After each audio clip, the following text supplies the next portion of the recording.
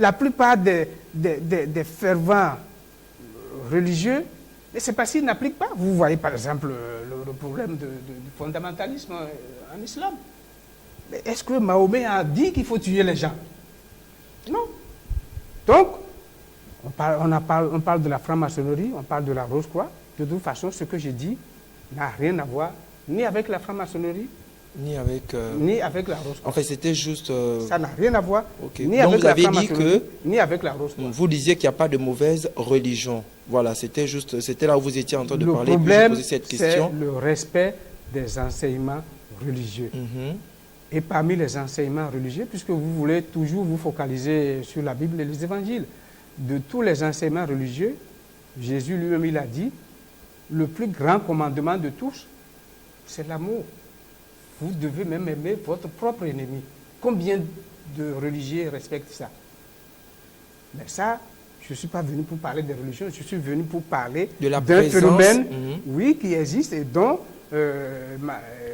Benjamin Crème se fait le conférencier, il fait des conférences un peu partout dans le monde. D'où ma question était de savoir, vu qu'on parle de la présence de Christ physiquement sur cette terre, donc j'ai pris l'exemple dans un premier temps de sa présence dans le domaine religieux. Avant d'aller dans d'autres domaines, notamment politiques, est-ce que Christ intervient politiquement, économiquement? Mais on était d'abord dans le domaine religieux ici. La question, on peut reformuler la question, à supposer que la présence de Maitreya soit admise, parce qu'il a des manifestations partout. Il vit dans la communauté indo-pakistanaise de Londres. Et il se manifeste partout. Il fait des rencontres avec des chefs d'État, avec des hommes politiques, avec des autorités politiques, des autorités religieuses aussi. Ah si, je vous le dis, parce qu'il suffit d'aller sur Internet pour... Par exemple, quelles sont ces rencontres déjà qui ont eu lieu? Vous nous avez parlé de cette rencontre au Pakistan. Donc ça, c'est déjà bon. C'est déjà une manifestation. Je n'ai pas parlé de rencontre au Pakistan. Non, une apparition. Je parle de Nairobi, au Kenya. Ah, voilà, ok. Voilà. Donc déjà, ça, c'est un exemple. Hein? C'est un exemple de son apparition dans le domaine religieux. C'était au cours d'une réunion de prière. C'est là où il est apparu, n'est-ce pas, à toutes ces personnes-là. Oui. Il y a encore d'autres exemples de son apparition auprès de certains religieux. Mais il apparaît quand il veut, comme il veut, sous n'importe quelle forme, à des groupes religieux. J'ai pris quelques exemples des différentes apparitions dans le monde. Les apparitions de Maitreya dans le monde. Bon, il y en a beaucoup. D'abord à Libreville, au Gabon. À Libreville? Bien sûr. Wow. Je vous dis. Allons-y. Ça me réjouit d'apprendre qu'à Libreville, bon, il est apparu et tout. On parle de Nairobi pour Libreville. Oui, il est apparu. Parce que et c'était en quelle année? C'est le 29 octobre 2000. Devant environ, c'est une approximation, devant environ 150 chrétiens. 150 chrétiens oui, à Libreville. Au cours d'une réunion? D'une réunion de prière, d'évangélisation. D'église dite éveillée ou mais traditionnelle? Mais il ne fait pas catholique. De distinction. Encore une fois, je vous répète. Maitreya, c'est le Christ et il s'adresse à toute l'humanité. Vous pouvez même être athée, ce n'est pas son problème. Parce que la religion, ça, c'est un processus qui nous permet de nous rapprocher de Dieu. Mais lui, il est au-dessus de toutes les religions. Encore une fois, je vous le répète, Maitreya et les religions, en principe, on m'a aussi posé des questions quelque part concernant Maitreya et le christianisme. Le christianisme, c'est bon, c'est-à-dire, mais c'est Jésus qui est à l'origine du christianisme. Jésus étant devenu aussi un être parfait. Parce que ce que vous perdez de vue, toutes les religions parlent de la résurrection. On vient de fêter Pâques, on a fêté la résurrection, mais les gens ont une certaine idée de la résurrection. Les gens pensent qu'à un moment donné, quand le moment viendra, les anges vont sonner le clairon. Tous les gens qui sont morts il y a des millions d'années vont ressusciter. Vont ressusciter, les os vont être recouverts de chair et puis vont sortir du tombeau. Voilà, pour bien reciter Voilà. ça, c'est la Bible qui parle de Oui, ça, de cet c'est exemple-là, la Bible qui parle que de les ça. morts en Christ, premièrement, ressusciteront, hein, et ceux qui sont en vie, également les chrétiens qui sont encore vivants là, tous les religieux vont monter à la rencontre de Christ. Alors, vous avez une autre forme de résurrection C'est pas que en j'ai une dehors autre de forme de celle-là. résurrection. La résurrection dont on parle, est-ce qu'il y a des gens qui sont déjà des êtres ressuscités? Oui, il y en a, ils se manifestent partout dans le monde. Voilà. Donc, il y a des gens qui sont des êtres ressuscités. Ces êtres-là, on les appelle des maîtres de sagesse. Parce que vous ne m'avez pas laissé le temps de décrire le processus qui consiste en 5 étapes. À la 5e étape, si vous parvenez à cette étape-là, vous êtes devenu un être ressuscité. Ça veut dire que votre corps est un corps de lumière. Saint Paul aussi parle du corps incorruptible. Votre corps est un corps de lumière. Vous avez vaincu la mort pour toujours. Et ce sont ces êtres-là qui nous ont précédés dans le processus de résurrection, de l'arrivée dans le royaume des cieux. D'accord, c'est sûr qu'on y reviendra par rapport à ces étapes-là, vu qu'on doit rester dans le thème. Alors, vous avez cité quelques exemples ici. Donc, à Libreville, le Christ est apparu. À Nairobi également, il était apparu à certains chrétiens. Bon, maintenant, s'il faut parler, aller dans le domaine politique. Est-ce que dans le domaine politique, dans le Christ, domaine politique, mais il intervient. Pour faire quoi, par exemple? Mais il a pour intervenu? éviter que l'humanité va, ça peut être pour éviter que les hommes politiques, ceux qui sont les va-t-en-guerre, ils détruisent la planète pour toujours. Il intervient régulièrement. D'abord, son rôle, le rôle qu'il a joué pendant la Seconde Guerre mondiale a été capital. Sinon... Ouais, il a joué quel rôle? Il est apparu physiquement, il a joué quel rôle? Mais vous parlez de... Il est apparu physiquement. Il est monté au ciel. C'est un corps de lumière. Pendant les 2000 ans, il est toujours resté dans les coulisses, mais il a toujours vécu dans les montagnes de l'Himalaya. Non. Ah si. Si. Il est monté au ciel et il est revenu et pendant longtemps, il a toujours vécu dans les montagnes de l'Himalaya. Monsieur le journaliste, si vous vous attachez à ces détails-là, on va perdre de vue l'essentiel. C'est-à-dire, il est monté au ciel. Et qu'est-ce qu'on a dit aux gens, aux disciples qui étaient restés? On a dit, de la même manière que votre maître est monté, de la même manière il va revenir. C'est ça, non? Oui, c'est ça. Oui, mais c'est vous qui avez dit qu'il est monté au ciel. Est-ce que vous l'avez suivi pour voir qu'il est parti au ciel? Non, mais c'est la Bible qui nous relate. Mais c'est la Bible qui dit, c'est des gens qui ont écrit interprété, ou qui ont écrit la Bible, qui ont interprété cet événement que les disciples ont vécu. Donc vous pensez qu'il n'est pas monté? C'est pas que je pense. Selon vos recherches, en fait. C'est pas que je pense. Oui. C'est-à-dire que vous voulez me confiner dans un rôle que je ne souhaite pas. Je dis, est-ce que réellement ce personnage-là existe? Oui. Et les preuves, j'ai commencé à vous les donner. Maintenant, l'interprétation que la Bible ou le Coran ou n'importe quelle autre religion donne de ça, c'est différent. Non, moi j'ai rebondi en fonction de votre déclaration, de votre affirmation qu'il vit depuis le temps, depuis tout ce temps, il vit... Depuis 2000 ans, il ne nous a jamais abandonnés. Donc il n'est jamais, selon, pour prêter les termes de la Bible, il n'est jamais monté. Mais parce que il a été toujours avec nous et il vit dans les montagnes de l'Himalaya. C'est ce que vous avez dit. Là-bas, il est maintenant à Londres. Alors, maintenant, quand on parle de monter au ciel, bien entendu, c'est une interprétation qu'on donne. On a dit monter au ciel. Oh, plaise au ciel.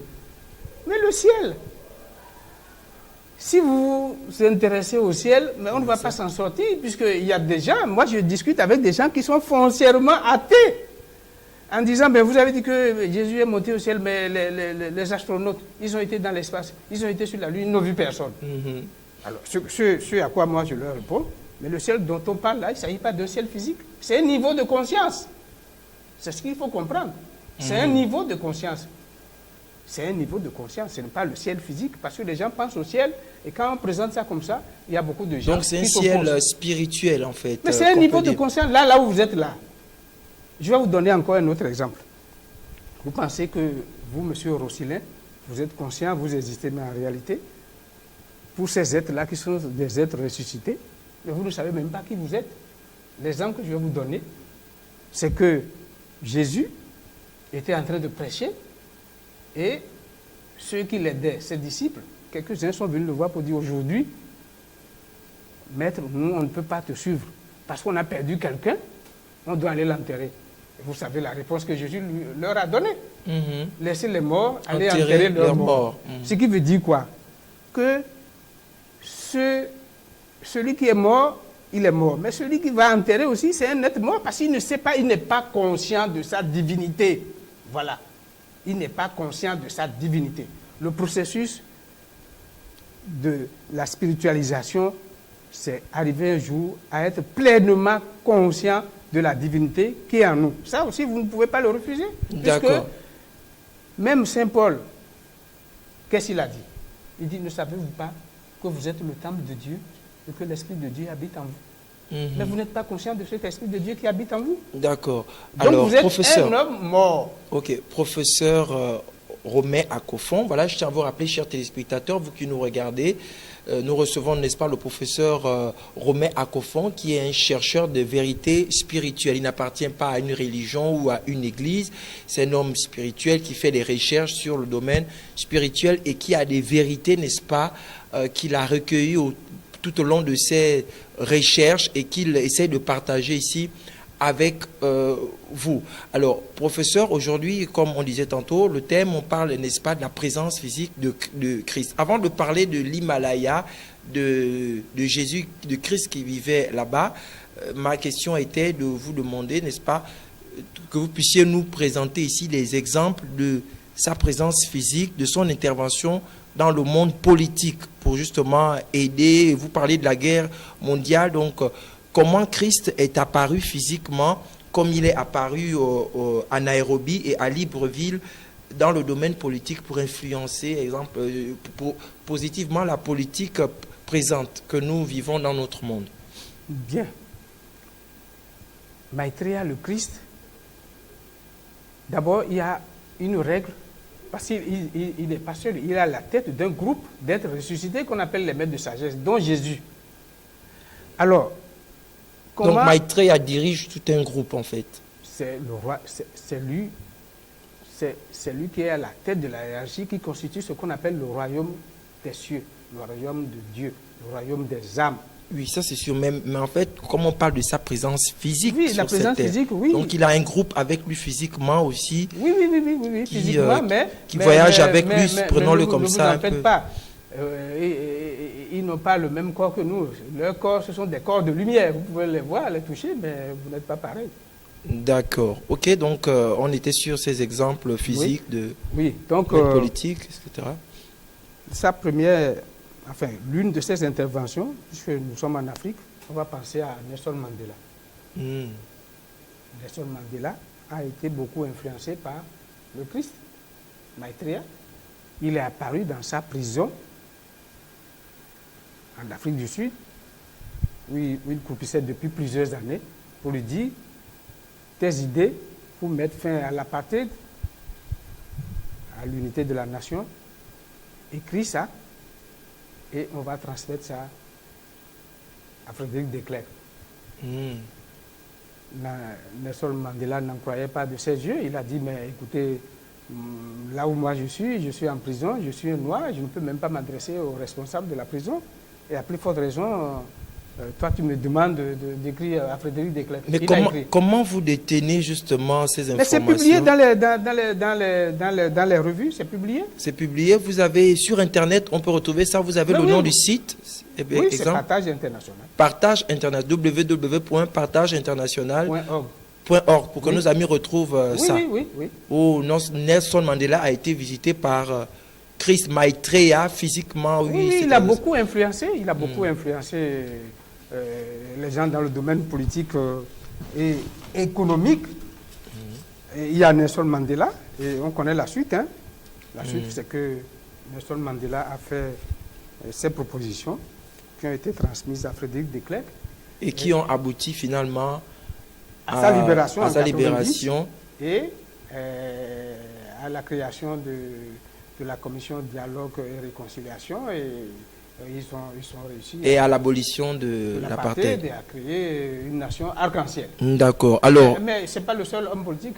Oui, bon, on va peut-être On va donner- s'arrêter. on va- non, Oui, non, peut-être on a- un deuxième Un avant deuxième. la conclusion, parce que le temps qui nous est imparti, le sujet est tellement Oui, attrayant, on pourra mais on ne revenir. Hein. D'accord. Deuxième Un deuxième. intervention, on va aller en Europe. Et c'était qui cette fois-ci? Mais Gorbatchev, Le russe. oui, le russe, il a joué un rôle prépondérant auprès de Gorbatchev. Et pour que- lui, c'était quoi l'histoire? On sait que Mandela, c'était par rapport à ses idées dans la prison. Ah non, non, non, non, mais Et à Gorbatchev, mais lui, Gorbatchev, c'était, vous savez, c'était le dictateur. c'était la dictature du prolétariat, c'était le communisme, et il n'y avait pas de liberté. Il a demandé de desserrer un peu le lien, puisque Gorbatchev était arrivé au pouvoir, il était le secrétaire général du Parti communiste russe. Il a desserré le lien, et il lui a demandé de se rapprocher des États-Unis pour mettre fin à la guerre froide, ce qui a été fait. Et il a aussi influencé pour qu'il n'intervienne pas dans l'émancipation des pays de l'Europe de l'Est, ce qui a abouti à la destruction du mur de Berlin. Ça, on le dit. Voilà des faits.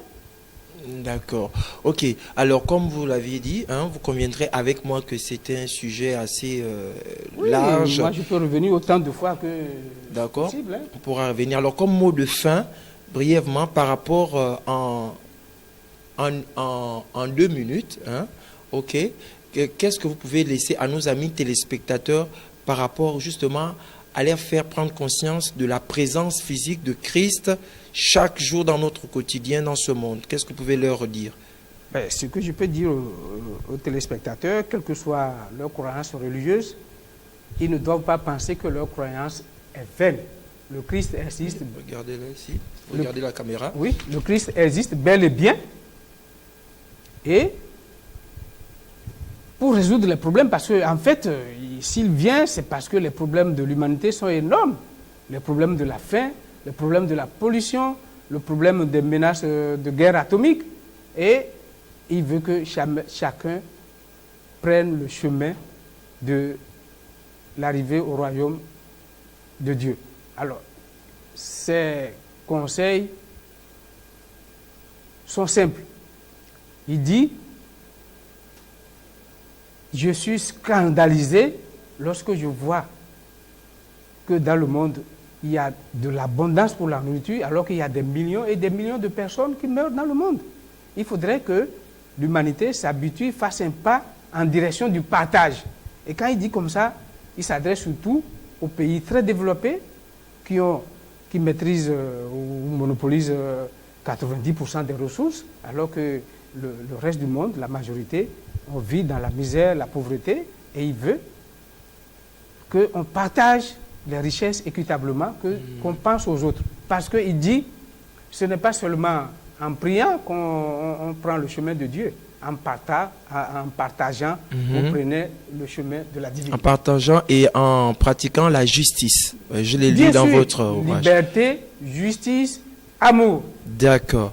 Voilà, en tout cas, merci beaucoup. C'est sur ces mots, ces déclarations, n'est-ce pas, que nous allons clore ce plateau spécial. Je peux ajouter un mot?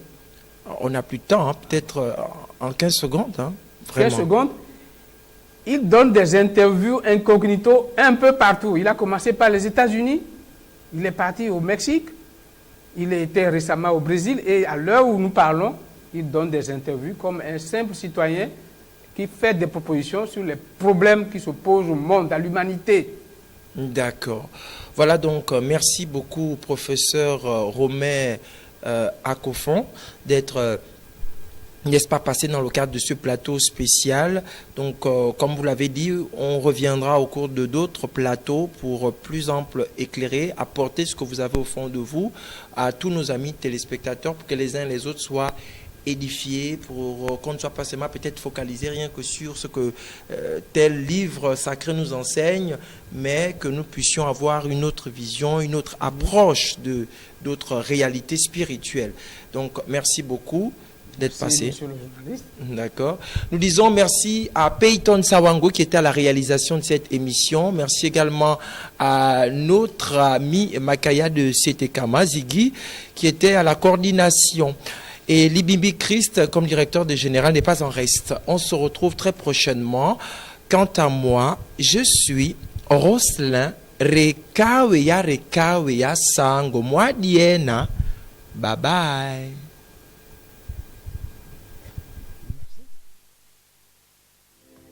Un plan pour ta vie.